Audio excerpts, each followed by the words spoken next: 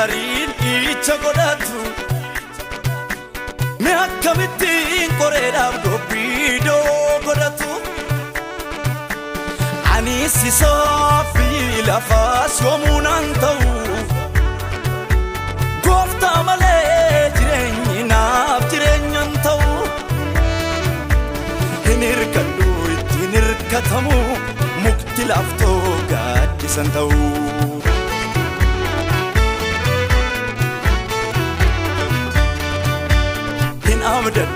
hin abdatamus dhagaan yoomuu soogiddan ta'u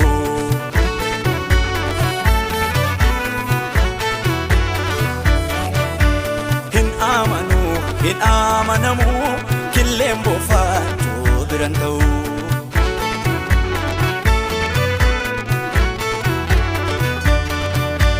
hin yaadamu hin danda'amu seerri uumaa yoomuu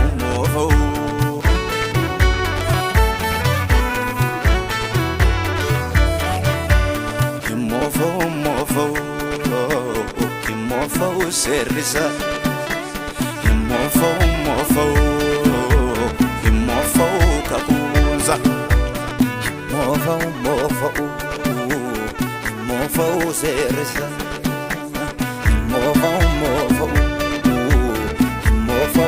kakuunsa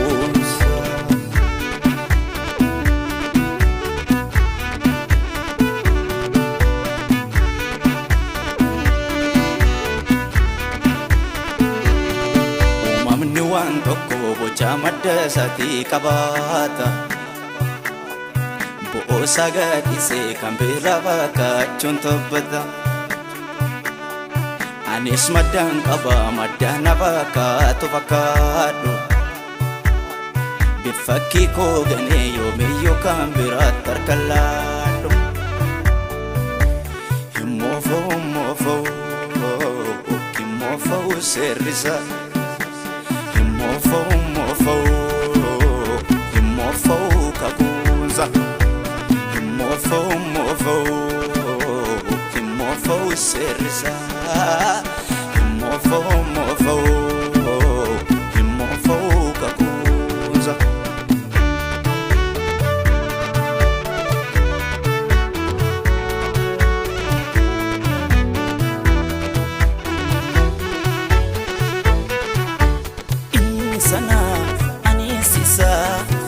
Sarah manaf kennu hin barbaadu hin filadhu mani isa wajjin waa waliin simne seexaan aktoore hafuurri isaa akkan kan saata natti mee inni moofaan jireenya kootii du'uu isaatiin akka didime sana anis isa qaama sarraa qaama naaf kennu hin filadhu hin barbaadu ani isa wajjin waa waliin simne seexaan aktoore hafuurri isaa akkan kan saata natti mee inni moofaan jireenya kootii Satino kadilimi hin filadhu sanala hin barbaadu naaf madda kootu jaala hin filadhu sanala hin barbaadu naaf madda kootu jaala maddan qaba madda koo sarraan argadhaan maddan qaba madda koo sarraan argadhaan maddan qaba madda koo sarraan argadhaan maddan qaba madda koo sarraan argadhaan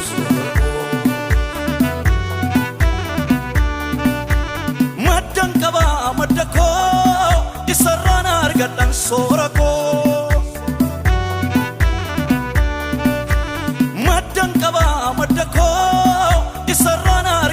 sorako